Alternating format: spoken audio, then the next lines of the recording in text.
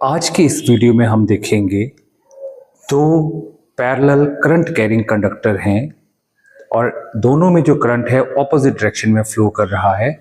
तो centre point के ऊपर कितनी मैग्नेटिक फील्ड होगी दोनों करंट कैरिंग कंडक्टर की वजह से। जेईई 2024 में ये मल्टीपल चॉइस क्वेश्चन आया था और बहुत इंपॉर्टेंट कॉन्सेप्ट के साथ इसको हम सॉल्व करेंगे। तो आइए देखते हैं। जैसा कि आपको ये फिगर दी होगी वहां पे और आप इस फिगर में देख रहे हैं, हमारे पास दो करंट कैरिंग कंडक्टर हैं।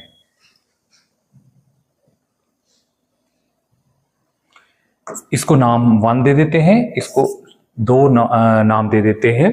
फर्स्ट जो कंडक्टर है उसमें भी 10 एम्पियर करंट फ्लो कर रहा है, ये आपको न्यूमेरिकल में गिवन है, और दूसरे में भी 10 एम्पियर करंट फ्लो कर रहा है, लेकिन एक की डायरेक्शन है अपवर्ड और एक की डायरेक्शन है डाउनवर्ड।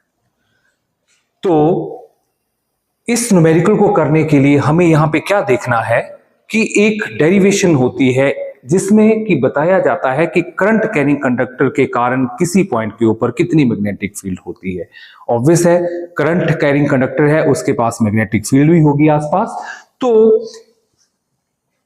एक फॉर्मूला होता है, लेट अस सपोज दैट कि हमारा करंट कंडक्टर है, इसमें I करंट फ्लो कर रहा है। लेट अस सपोज ये P पॉइंट है, एट डिस्टेंस R है।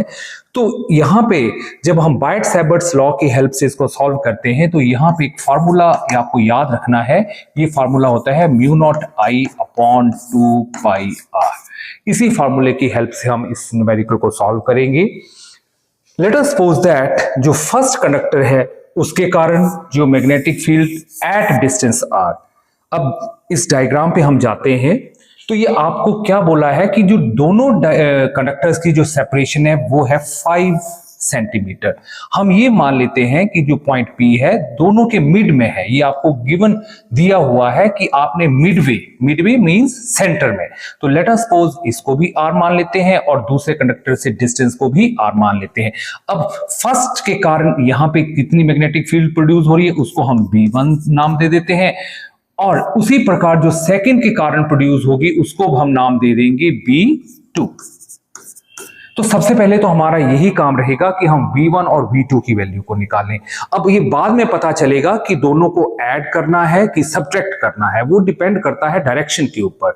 आपको पता है magnetic field is a vector quantity, तो अगर तो दोनों वेक्टर्स की डायरेक्शन सेम होगी तो हम ऐड करेंगे, और अगर दोनों जो वेक्टर्स है उनकी डायरेक्शन ऑपोजिट होती है तो जो आपका नेट मैग्नेटिक फील्ड या नेट जो वेक्टर निकलता है वो निकलता है सब्ट्रैक्शन से। तो सबसे पहले हम देखते हैं फर्स्ट जो मैग्नेटिक फील्ड है फर्स्ट कंडक्टर के कारण कितनी है, तो उसकी वैल्यू होगी B1 equals to mu naught I1 upon 2 pi R। यहां I के बजाय हम ले लेंगे I1। इसी प्रकार जो सेकंड कंडक्टर है उसके कारण भी मैग्नेटिक फील्ड सेम फार्मूला से पता चलेगी, B2 is equals to mu naught I2 upon 2 pi R।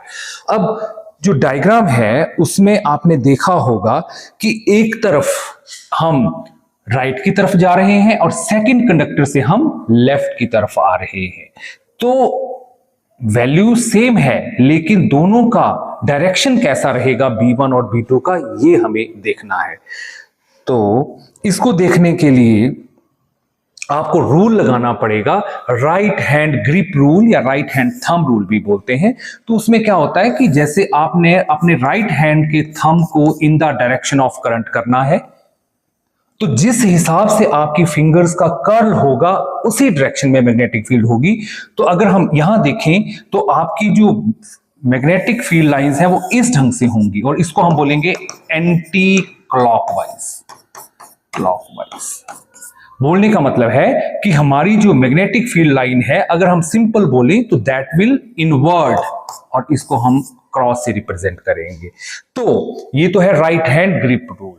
The magnetic lines of forces are in such a way that कि आपने जिस हिसाब से अपनी फिंगर्स को कर्ल किया है और जो थंब है उसको आपने डायरेक्शन ऑफ करंट की तरफ रखना है। तो अगर हम यहां पे देखें तो हमारी जो दो कंडक्टर थे, जो एक कंडक्टर था उसमें अगर ऊपर की तरफ हमने करंट को माना था I1 और दूसरे उसमें I2 को नीचे की तरफ माना था, वैल्यूज दोनों की सेम थी 10 एम्पियर और यहां पे भी 10 एम्पियर, और डिस्टेंस भी सेम है क्योंकि यहां तक डिस्टेंस r था और ये भी मिड पॉइंट है तो r, तो बेसिकली आपका r भी कांस्टेंट है, 10 भी कांस्टेंट है, लेकिन अब डिपेंड करता है कि साइन क्या होगा। तो जो आप राइट हैंड थंब रूल लगाएंगे तो आपकी जो मैग्नेटिक फील्ड लाइन जो फर्स्ट कंडक्टर के कारण जा रही है वो जा रही है नीचे की तरफ, इन दिस वे। क्रॉस से रिप्रेजेंट करेंगे perpendicular to the plane of paper and going inward. इसी प्रकार अगर I2 की बात करें तो आप देख रहे होंगे कि जो डायरेक्शन है वो डाउनवर्ड है, तो यहां पे भी आपकी जो मैग्नेटिक फील्ड है वो किस तरफ होगी, नीचे की तरफ। तो आपने यहां देखा दोनों वेक्टर्स, दोनों करंट कैरिंग कंडक्टर्स के कारण जो मैग्नेटिक फील्ड है उनकी डायरेक्शन सेम है, perpendicular to this plane and going inward. तो इसलिए हमारा जो नेट रिजल्ट आएगा वो आएगा एडिशन के साथ। तो हमने B1 और B2 को ऐड कर दिया, B1 की वैल्यू पुट कर दी mu naught 10 upon 2 pi r और दूसरी की B2 mu naught 10 upon 2 pi r, r is same तो आ गया 2 म्यू नॉट 10 2 पाई r। अब इसको सिंपल आगे हम सॉल्व करेंगे। तो सोल्यूशन में क्या होगा, जब आप इसको देखेंगे 2 इंटू 10 मीन्स 20 म्यू नॉट और पाई और 2r, ये थोड़ा सा हम 2r को इसलिए इकट्ठा कर रहे हैं क्योंकि अगर मैं दोनों की सेपरेशन को देखूं तो r plus r equals to 2r। तो मुझे यहां पे जो 5 सेंटीमीटर दिया हुआ है उसको पुट करना इजी है। न्यूमेरिकल को थोड़ा फास्ट सॉल्व करना होता है, इसलिए कुछ थोड़ा अपना ट्रिक लगाना होता है। तो यहां 2r की वैल्यू को हम 5 सेंटीमीटर पुट कर देंगे, लेकिन हमें वो SI सिस्टम में दिया हुआ है तो यहां सेंटीमीटर को मीटर में चेंज करेंगे तो 5 into 10 raise to power minus 2। तो जब आप इस वैल्यू को पुट करेंगे यहां 5 into 10 raise to power minus 2 20 micro ampere, और आपको यहां म्यू नॉट की वैल्यू को पुट करना है तो म्यू नॉट की वैल्यू होती है 4 पाई into 10 raise to power minus 7 और यूनिट्स मतलब आप SI सिस्टम ले रहे हैं तो अकॉर्डिंगली यूनिट पुट कर देंगे।